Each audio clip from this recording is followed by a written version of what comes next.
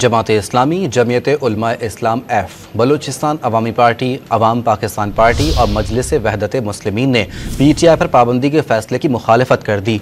मौलाना फजलुर रहमान ने PTI पर पाबंदी को हुकूमती ड्रामा करार दे दिया।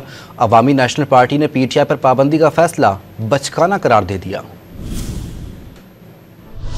सियासी जमातों ने PTI पर पाबंदी के फैसले की मुखालफत कर दी। कन्वीनर अवाम पाकिस्तान पार्टी शाहिद खाकान अब्बासी ने दावा किया कि हुकूमत में तहरीक इंसाफ पर पाबंदी लगाने की हिम्मत नहीं। सवाल किया कि इन इक़दामात से मुल्क को किस तरफ ले जाया जा रहा है।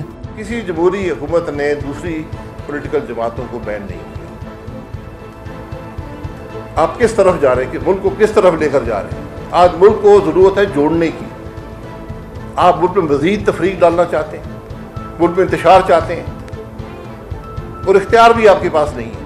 सरबरा JUI मौलाना फजलुर रहमान ने PTI पर पाबंदी को हुकूमती ड्रामा करार देते हुए इसे असल मसाइल से तवज्जो हटाने की कोशिश करार दे दिया। तंबीह की कि ऐसे फैसले आमराना सोच की अक्कास हैं जो बहरानों में इजाफे का बायस होंगे। अवामी नेशनल पार्टी ने PTI पर पाबंदी का फैसला बचकाना करार दे दिया। मामले की मुकम्मल छानबीन के लिए ट्रुथ एंड रिकंसिलिएशन कमीशन का भी मुतालबा कर दिया। तर्जुमान ANP ने दावा किया कि नून लीग वही सब दोहरा रही है जो 2018 से 2022 तक PTI करती रही।